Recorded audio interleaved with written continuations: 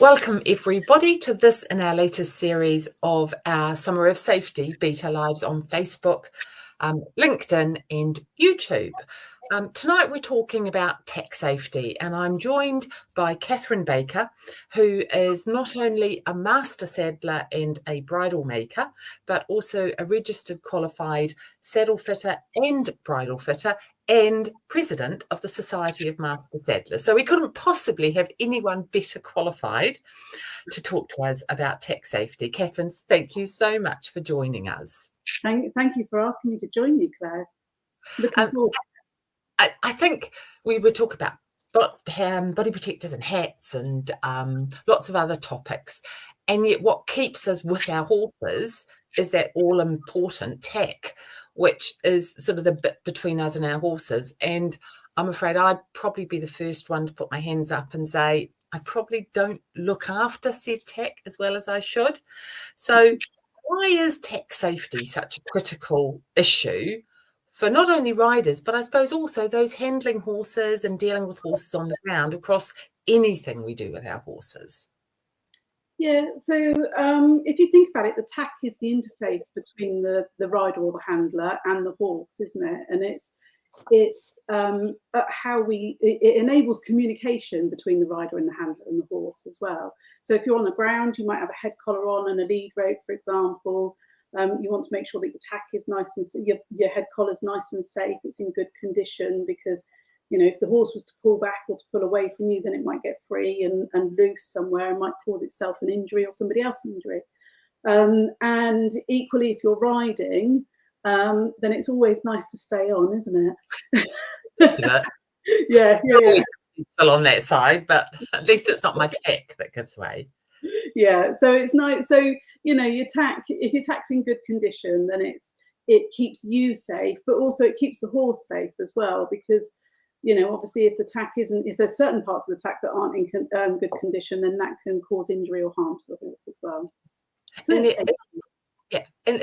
there is an integral link, isn't there, between tack care, looking after your tack, and checking said tack as well for wear and tear, because that is absolutely interlinked, isn't it? Yeah, absolutely. So most of our tack is leather. A lot of people do use synthetic tack as well. But yeah, most of the tack is leather, and leather is a natural product. And so that actually can damage and perish over time if it's not well cared for. So yes, needs to be looked after well. And how often should you actually check your tack from a safety angle, and who should be doing them? So I think whoever's using the equipment, the tack and the equipment, should be checking it. And I think actually there's little things that you can do every day. So when you put your head collar on, most of us are in a bit of a rush. We just put the head collar on and do that, don't we? But actually, as you're putting your head collar on, have a look at things like the stitching, and are there any cracks on the leather or anything like that? And the same with your bridle and your saddle as well when you're tacking up your horse. So that's kind of everyday general observation stuff that you can do. But with regards to kind of keeping your tack clean and in good condition, then you should wipe your tack over after every ride, particularly if it's been a hot, sweaty ride. And you should take it apart, really completely take it apart and clean it thoroughly once a week. And for most cases, that will be the horse owner and rider, because we tend to be one and the same, don't we? If you're lucky, it might be a groom that does that for you. But I think ultimately it's the rider's responsibility. It is. And when you say rub over, I know a lot of people are really worried about getting water anywhere near leather. What's the best way of doing that daily wipe over and then that weekly clean? Yeah, daily wipe over. So if it's a case of you just come back from the ride and your tack is a little bit grubby, it's a little bit, you just want to wipe the grease off, really. A little bit of warm water if you can, not hot, just needs to be warm, tepid water. And if you need to, you can put a drop of fairy liquid in there, but just a tiny drop of fairy liquid in there. Soft sponge, dunk your sponge in, give it a good squeeze out, and then you just wipe over your tack. And literally you're just getting the grease off. And then, kind of like I say, you can put some conditioner on it after that if you want. But then certainly once a week, you need to kind of strip it all down and undo all the buckles, check all the keepers. Yeah. And give it a more thorough clean. I'm fascinated you say fairy liquid. Yeah. Oh, well, there are many other brands out there. The other brand, but, you know, washing up liquid. I think people have to buy Saddle. What's the deal with Saddle soap? So, so you do have to be careful with certain saddle soaps. I mean, preferably we prefer the best soaps to use are natural products, ones that are made from natural products. So beeswax, lanolin, tallow, any other natural product out there. Try and avoid petrochemicals. And certainly if you're buying new tack or new equipment, ask what the manufacturer recommends. Because they might use a certain type of leather, which actually they know that a certain type of saddle soap works better with. But equally, with a lot of saddlery items, if you don't use the brand that's recommended by the, you don't use a brand of saddle soap, sorry, that's recommended by the Saddlery brand, then you could actually invalidate your warranty if there's a problem. Yeah. Yeah, I think you forget that, because I think when you walk into a lot of tack shops, there are so many different things to clean and condition. So it's good to know to use that guidance.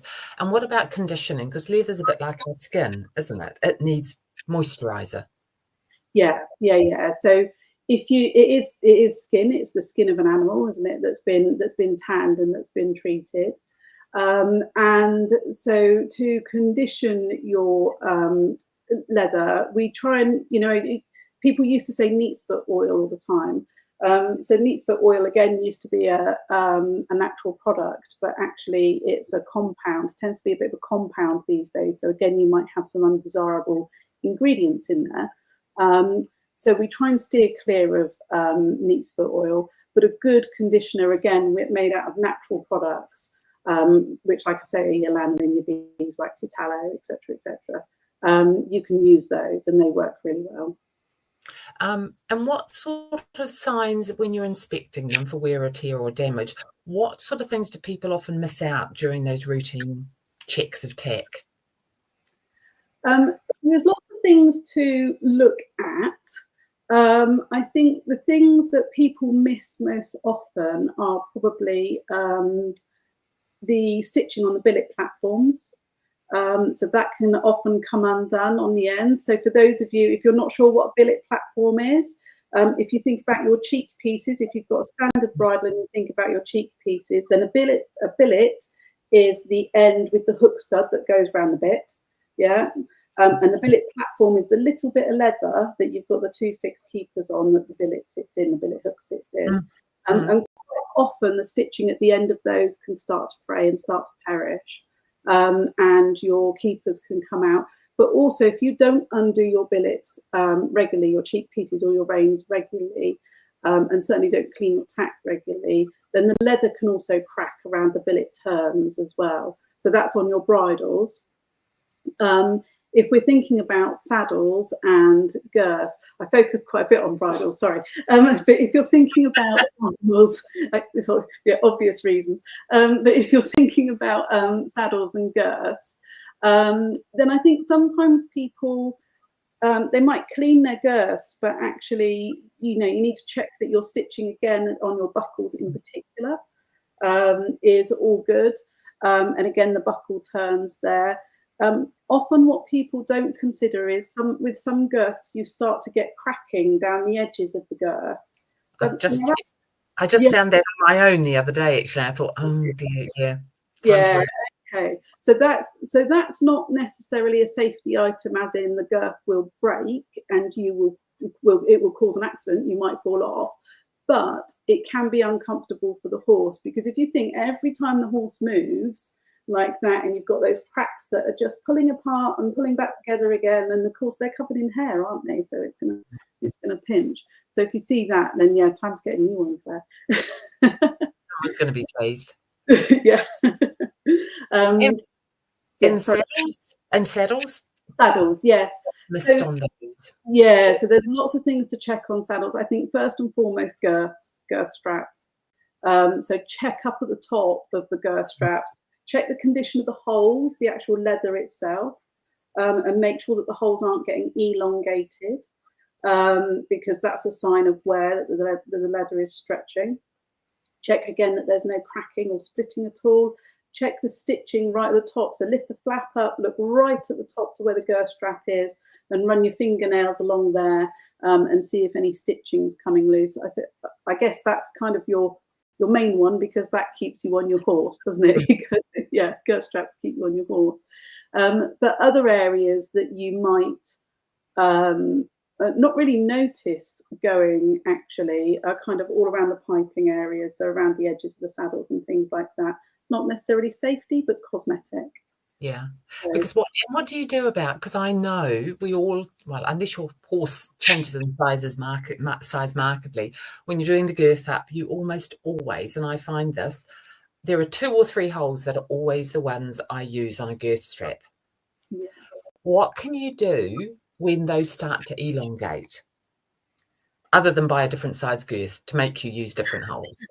So you can buy a different size girth, or you can find your local master saddler or qualified saddler and ask them to replace the girth straps for you.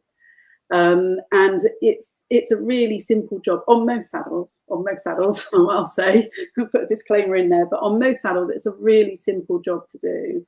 And it's something that we do quite regularly.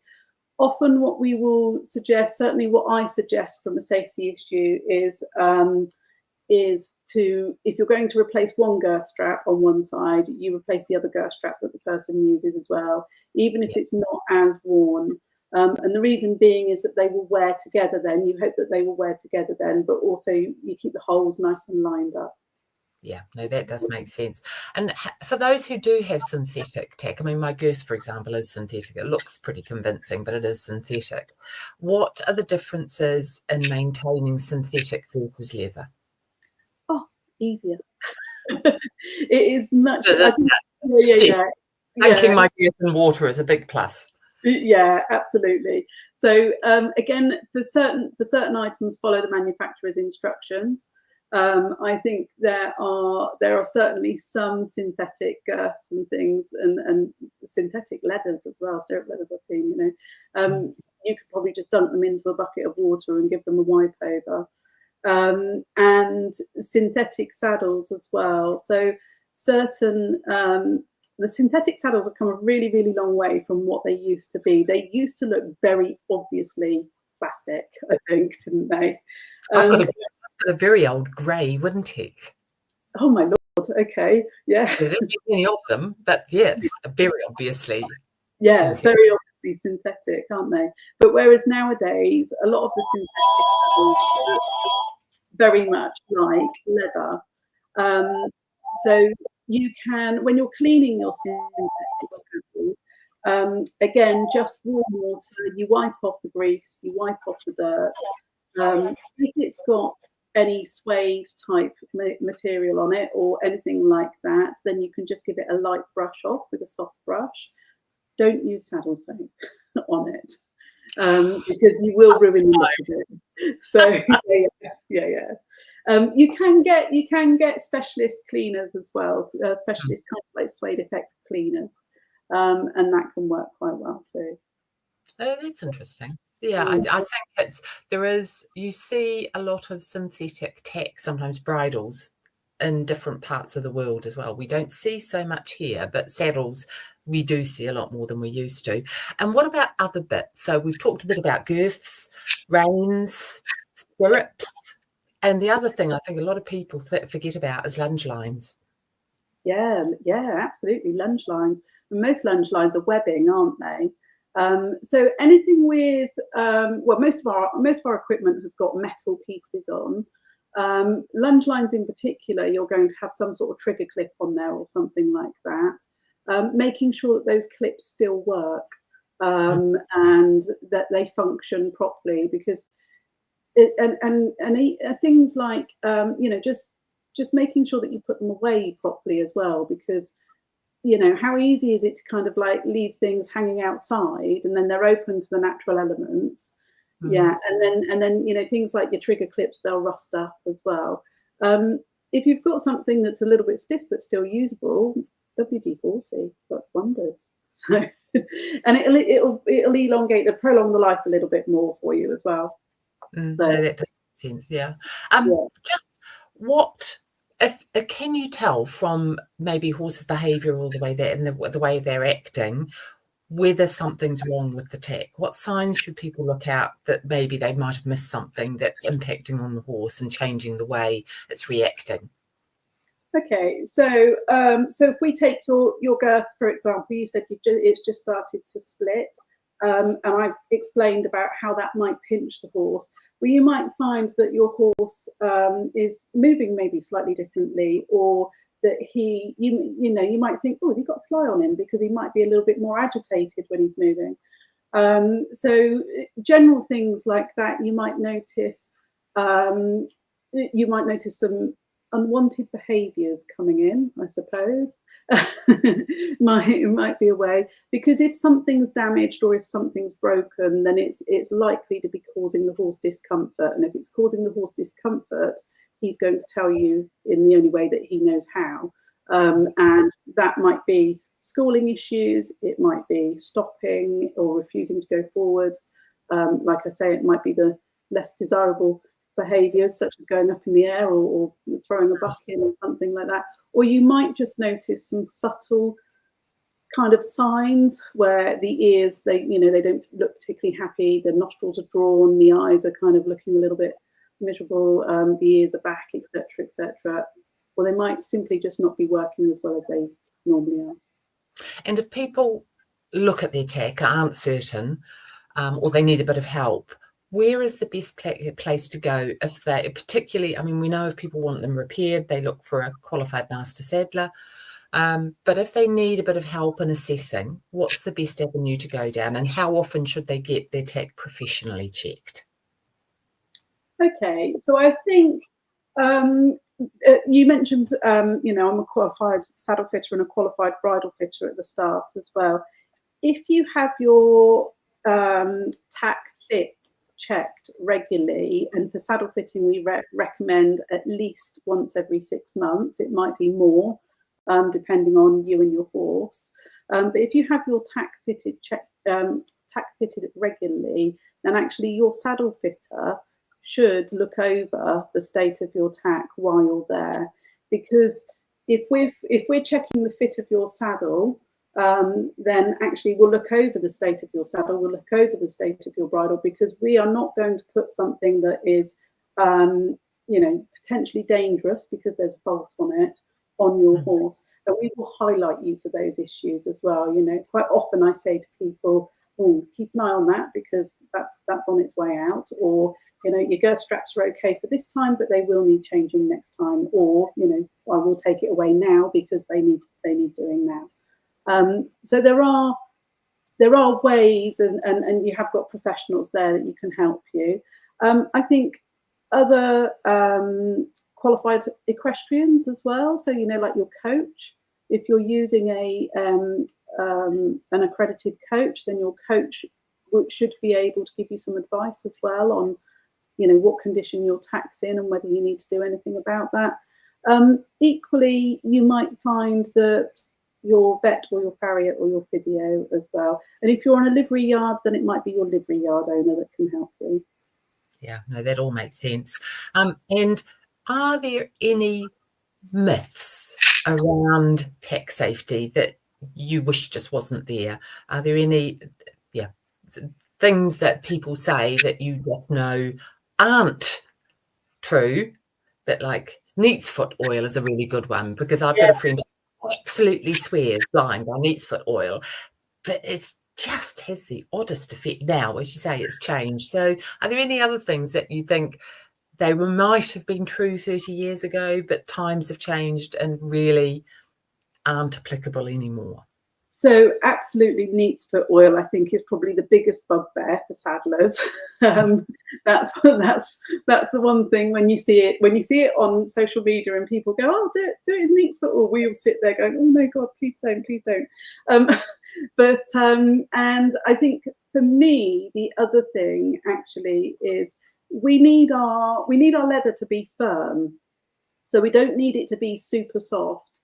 And I think that's a bit of a myth that we see out there today as well. You know, people talk about, oh, I've bought this bridle or this girth or etc. And the leather is buttery soft. Well, there are some leathers that are softer. There are you know, panel hides etc. that are softer, and we like those leathers to be soft.